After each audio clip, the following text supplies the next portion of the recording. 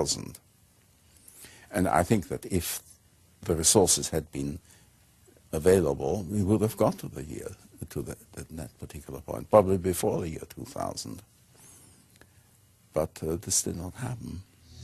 Yet as early as 1992, cold fusion experimenters began reporting unusual appearances of trace amounts of different metals such as copper, silver, chromium, and zinc when examining their spent cells. Rechecking for possible contamination, scientists like Bokros and Miley confirmed that indeed new metals and isotopes were being formed, transmuted, during the process which produces excess heat. Kevin Wolf made many measurements of tritium. Then he got some even more astonishing results as early as '92, which were these transmutational results, the metal forming another metal inside the electrode, you see, which was super anti-paradigm. You know, there's that dreadful word alchemy, which we mustn't use, but it was a form of that in a way, that was creating new metals, you see.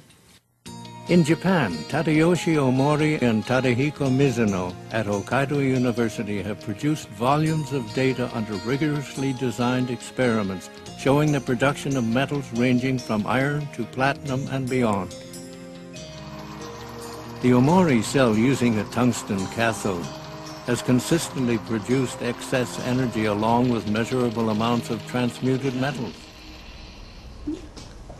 So there you go. And that's cold fusion has resurfaced a little bit in recent months and years because there have been various re-investigations of it, but they're still trying to keep this at a low level. Okay, so you know, again, I encourage you to do your own research into this and see where it takes you, but it does take you directly into the story of 9/11, which we'll come into. Now, I'm going to bring this in now because that film that you just saw a clip from, it's called Fire from Water. It's a 1-hour documentary, and you can it's on YouTube, so you can go and watch it. And it was made by Eugene Malov and Steve Krivet, I think, for their Infinite Energy website. So I recommend you go and watch that. And anyone know who the narrator's voice was? It was indeed. It was Jimmy Doohan, James Doohan, who was Scotty from Star Trek. He was the narrator in that documentary.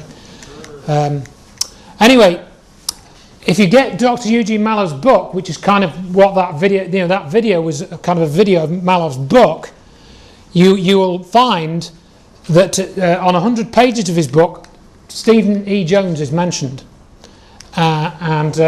Here's a clip from another documentary which I've got on DVD, about 40 seconds long. Since Pons and Fleischmann were both well aware of the pitfalls of premature publicity, why would they bypass the accepted conventions of the peer review system and announce their discovery through the media? I was thinking, these guys are no fools. They know what they're doing. These are good scientists. Prior to the 1989 announcement, Stephen E. Jones, a physics professor at nearby Brigham Young University, learned of Pons and Fleischmann's work through an informant at the DOE. In a flagrant example of shameless opportunism, Jones insisted on going public quickly with his comparatively much less clear results. Disparaging the excess heat claims of Fleischmann and Pons, Jones' announcement would have effectively prevented the two scientists from patenting their process, a process they had developed on their own over long years of research. On the advice of university attorneys, Pons and Fleischmann, feeling their backs to the wall, reluctantly delivered their work to public scrutiny. Jones, essentially what he did was, Jones did do research into what has become known as cold fusion before Pons and Fleischmann, but he basically said, oh yeah, I've done research into cold fusion, but all it is just an academic curiosity. It's that you can't get energy from it. And he actually explicitly stated that. We played that clip on Richard Hull's program. Said, no, you're not going to get energy out of this. I mean, I'm paraphrasing. But he essentially shut down this idea that cold fusion could be used to get, usable energy from. He was responsible for helping to shut that idea down. Is it a shortcut to fusion energy? I don't want to disappoint anyone. I think I'll put read my lips answer here, and then I'll carry on. I think that'll become clear why I'm saying that. Can you read my lips on that back in the back? It says no. Energy is a long way off. That's why I say no. This is our result. It's just way off. I mean, it's I think a door that's open to us, but really a door on physics more than on energy. Geophysics in particular could be an interesting area. Now, just a summary of the cold fusion as I've seen it from what I've read and looked at, it seems that the whole affair was managed from start to finish. Sorry, Conrado. Let me add something. Conrado is an expert on cold fusion, by the way, so if anybody wants to know about cold fusion, talk to Conrado. You know, when I mentioned cold fusion was broached to the public on March 23rd, 1989, at the spring equinox. Now, when was the superluminous neutrino thing also that has had a similar life on the media being broached? September 23rd. That's fall equinox. We're talking about management of public's perception of science and what is possible, giving them the hope and then pulling it back. Right, so what Conrado I think is saying that this idea of management is also indicated by the dates when things happen. It's a possibility. Yeah, it's a possibility. Yeah. It's hinted at. Yeah. Well, we'll carry on, Albert. We can talk about that afterwards because I haven't got a lot of time. The goal was to trash and debunk the science, and it seems a whole array of skeptics and debunkers were wheeled out to stomp out the fire. And that's what happened. And you can read about this in Mallow's book in quite some detail. And it was the first time the phrase pathological science was brought into general use. That was coined at that time. People I speak to today say things like, their results have never been reproduced. And this, of course, is wholly untrue. You saw the Japanese research in that video showing you an actual working cell. So people want to lie about this. It's like they don't want free energy. Basically, in many cases, it's difficult to reliably reproduce the conditions under which the cold fusion effects take place. And Bockris said that. He said that they started off maybe 1 in 4, and then they got it to 2 out of 3 results. Different reproductions have different results in terms of seeing excess heat, evidence of a nuclear process, neutrons or tritium, which is an isotope of hydrogen, and transmutation of elements, which also is a very important factor in this.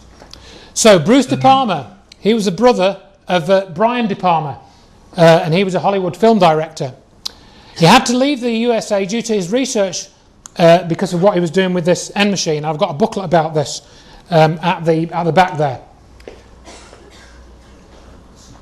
So Bruce De Palma studied electrical engineering at Harvard in 1958, and he taught physics at Massachusetts Institute of Technology for 15 years, working under Harold Eugene Edgerton. So again, he knows what he's doing. He's working in the academic community. He was also employed by Edwin Land of the camera company Polaroid, and he's the brother of the Hollywood film director, as I said. In his study of inertia, he was studying inertia in some of his research, he developed a kind of rotating magnetized gyroscope, which I might call it that. And this was what became known as what he called the M machine. And you can see that in the picture here. These, I'm not sure which part of this rotates, but you've got, coils and magnets in here rotated in a particular way, arranged in a particular configuration. Right now we have the entrenched energy monopolies and cartels. We have OPEC and we have the 7 sister oil companies that control all the oil and energy. But what people have to understand is that the people who run the energy business in this world, which is the biggest business on the planet, turning over $4 to $5 trillion a year, it's bigger than guns and drugs, it's bigger than defense. They control the newspapers, they control the governments. But these companies are so big that they regulate the government, which regulates them. In 1977, Bruce De Palma unveiled the first prototype of the N machine, an electrical generator which uses rotating magnets to generate up to 5 times more power than it takes to drive it. I know about the fact that the Japanese government and the Indian government have ongoing projects to produce N machines for domestic power. My partner is Paramahamsa Tiwari, who is the director of the Nuclear Power Corporation of India, which operates all the nuclear plants in India. In late 70s, I learned from Bruce De Palma that he had carried out certain crucial experiments by rotating electromagnets. Tiwari tested a prototype based on De Palma's N machine under laboratory conditions. The results were deemed too impressive, causing disbelief and suspicion among conservative government officials and the power consortiums that backed the project. Tiwari was forced to abandon the project completely. One of the pivotal people that I encountered early in my career was Edgar Mitchell, the astronaut. Edgar J. Mitchell, an Apollo mission astronaut, founded the Noetics Institute in Southern California. The Institute's charter was supposedly to develop alternative energy systems by attracting inventors from all over the country. Mitchell became extremely interested in De Palma's N machine. He made De Palma a paltry offer to buy out the invention, which De Palma naturally refused. He said to me that if I ever tried anything on my own in California, I would get my head blown off. So I was scared to death. The CIA operates through various very innocent-looking fronts to find out what people are thinking and what they're inventing. Now, what's more innocent than a benign institute founded on transcendental principles to help New Age inventors bring free energy into the world? And that situation still exists in the United States today, where a person that really understands what's going on just can't get their idea out because the alternative science and medical fields have been co-opted by the intelligence services. And he converted this little engine to run on water. This is many, many years ago. And he used it for several years. And somehow the news got out, and one day he got visitors, and he was told to dump the engine or else. 3 weeks later, the man was dead. And the coroner's finding was that he fell off the back of a train. He was drunk. Now, it happened that he didn't drink. There is no progressive science in a world where every scientific idea is evaluated for its military potential. Power, or energy, control of energy equals power in the new world order that is emerging. If you control the energy, the way we get around, the way we get electricity, the way we have our TVs and video cameras and stuff, if you do the control of the energy, then you've got control of the people. That clip pretty much says it all, really, in a few sort of short minutes. De Palma ended up dead under mysterious circumstances. Again, there's quite a lot of information. This was not a surprise considering the condition I had seen Bruce in when I visited him in December 1993. Bruce began each day upon arising some time before noon with fine wine mixed with sparkling water. Years of alcohol and substance abuse finally took its toll. So they accused him of being a druggie and an alcoholic, and then he took his own life. That's a story that you'll read on the internet. The mystique and enigma that encircled the life of Bruce De Palma was due in part to the fact that he was never able to prove his theories with a working over Unity device. Oh really? Oh really? Well, I think the demonstrations that you've seen part of would probably disagree with that conclusion. And De Palma was also right about these IONS, the Institute of Noetic Sciences. That is one of these front organisations where they attract people towards it and then they can be controlled opposition. And Edgar Mitchell, I think, is part of that. He never walked on the moon. In fact, none of them did. I've got a whole DVD about that. So if you want to go and look at that separately, you can. That's a whole other 2-hour presentation. I used to believe it. I watched Apollo when I was 4 years old. I wanted to be an astronaut when I was a kid. That's the effect it had on me. But now I know it's all just a pack of lies. And then we've got another one, another familiar story. To another good idea, and imagine a machine that could power your house for free. Well, that's exactly what 2 Australian inventors claim they've developed. Using magnets and a battery, their new generator has been described as revolutionary, and foreign investors are lining up for a piece of the action. Chris Allen reports. So, John, this is the machine? Yes, this is it, Chris. What's it capable of? Well, it'll power a house. The machine will provide sufficient electricity to run a house and have power to burn. It sounds too good to be true, but inventor John Christie is convinced his machine will change the world. So, John, basically you're saying this machine can produce 5 times as much power as it consumes? Yes, it does. This one, exactly as we see it, it does. And in fact, it can produce more than that. Once kick-started from a battery, John and his partner Lou Britz say this prototype will run for years without stopping, generating 24 kilowatts of power a day. You don't get more revolutionary, I think. I mean, we're talking about something that has the capacity to change the way that the world produces its electric power. It has the capacity to change the way that cars are propelled. You can replace the combustion engine, in fact. John, these are big claims. Are you sure you can live up to them? We don't really need to live up to them, Chris. What the technology speaks for itself. I mean, a householder could buy one of these machines and install it in his garage and power his house forever without buying another kilowatt from a retailer. I mean, that's how serious it is. Steve Brassington is an independent electrical engineer. He's seen the machine and backs up everything John says. It's revolutionary. That's the only way to describe it. I think the technology, it's not bending physics, it's just using principles that I guess are commonly in use in power generation today in a different way. These guys have thought outside of the square. Basically, it's magnetic attraction and magnetic repulsion that provide the movement or the moment of the motor. Can you understand why some scientists are sceptical about it? There is no physicist or engineer who has looked at our motor or has looked at our figures who says it doesn't work. Lou is an electrician and John a businessman in Cairns in far north Queensland. The two unlikely inventors have been tinkering with their machine for 6 years. They've applied for an international patent and have been swamped by people wanting a piece of the action. These are the coils. We mentioned the coils don't get hot. Local businessman Alex Roma is one of the many offering money to help develop the generator. If it proves up to be what they say it is, it certainly would be something I'd invest in. John has also spoken to millionaire inventor George Lewin, the man who came up with the Triton workbench and who's now setting up a fund to stop Australian inventions going overseas. There's an opportunity here, I think, to share an invention with the world that is beyond anything that we've ever contemplated before. Scientists here at the local university say while they're interested in John's machine, they're also cautious. They say if the machine can generate as much power as John says it can, then they will have to rewrite some of the laws of physics.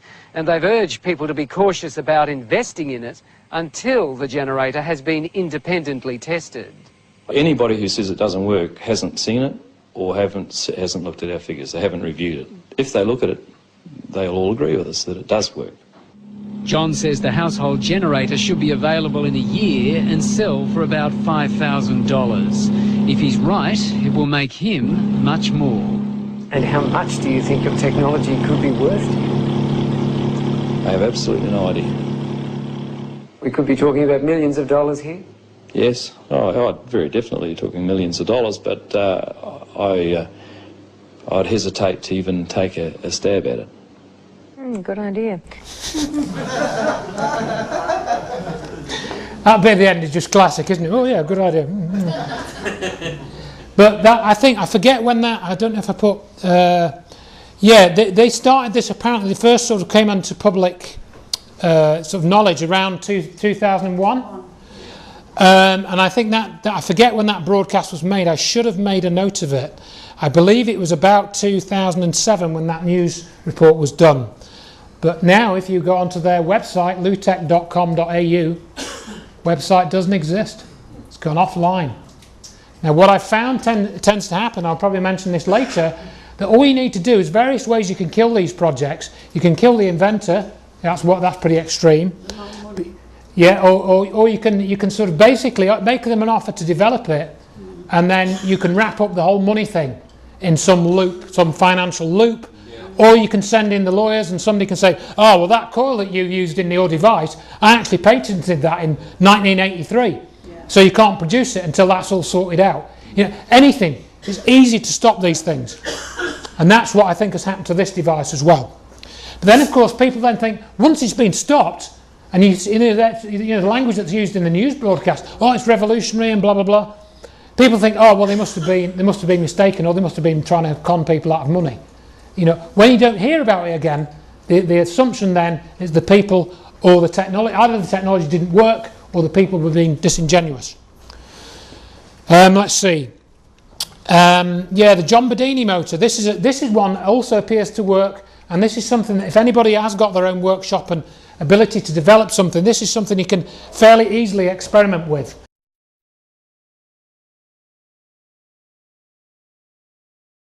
Because as the system operates, it also captures and delivers usable energy.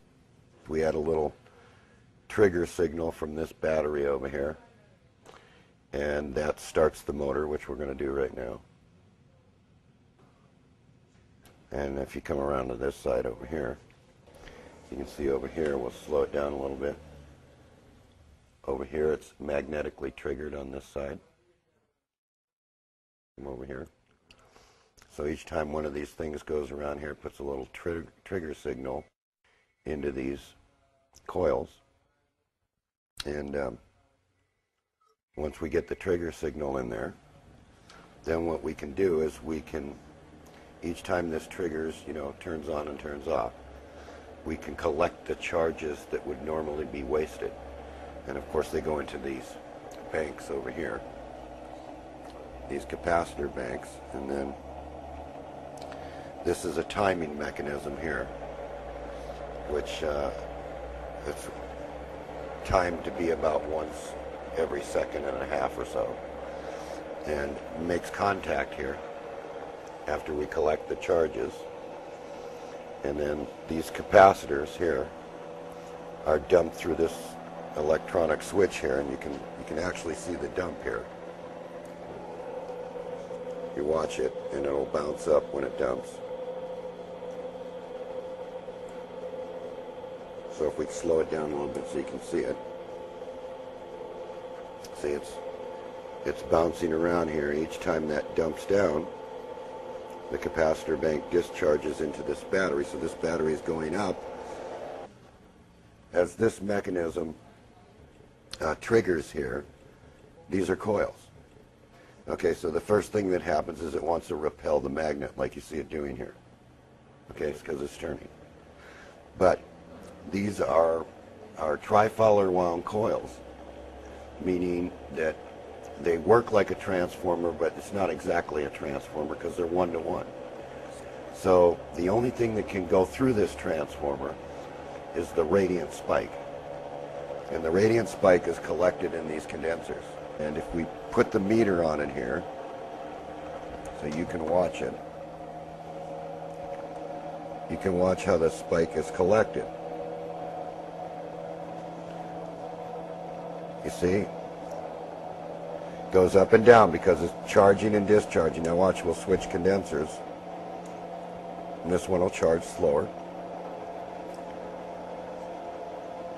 See, and you won't see much of a discharge. When we move to this one over here, it charges much faster.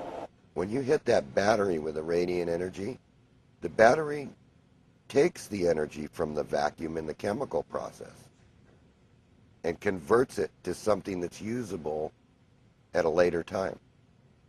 In other words, it's a triggering mechanism. You have to trigger your circuits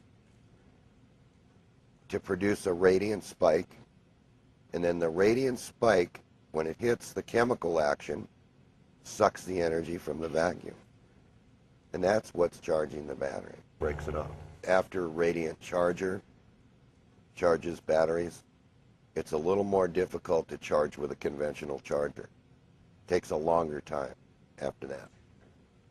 So there is an alteration that takes place from using this form of energy that takes place in the chemical composition of the cells. And once it's attuned to this way of charging, the battery accepts the radiant charger much faster each time, higher power density output each time. So a 33 amp hour battery might look like a 65 amp hour battery. The difference is radiant's one form of energy, EM as we use today, electromotive force energy, isn't capable of charging this sulfated battery because it sees nothing. It sees an infinite resistance. Okay? Radiant energy doesn't, being that the energy is like 100 times or 200 times what the sulfation process is. Here, you can look at it again. Now it's brighter. See? And it'll keep doing that. The sulfation will come right off the plates. And the battery will become a pretty good battery again. You can see here that there's 8 magnets. 1, 2, 3, 4, 5, 6, 7, 8. They're all North Pole. There is no South Pole. This motor does not switch back and forth. It's an attraction motor. It's not a repulsion motor. So every time that it's attracted in, it fires like a magneto. Then the electronic circuitry decides to fire, but see, it's out of range when it fires. It's at like 23 degrees after. So when it fires this field, the field is big and pulls in the next magnet, and it repeats the same process. So we want to do this as quickly as possible. So you see one pole here, one pole here, one pole here, one pole here, one pole down here, one pole down here, and we want them all to fire at the same time. So if you look, all the magnets are lined up to fire at the same time in this direction, and then when the motor moves over here, all of them are lined up to fire in this direction.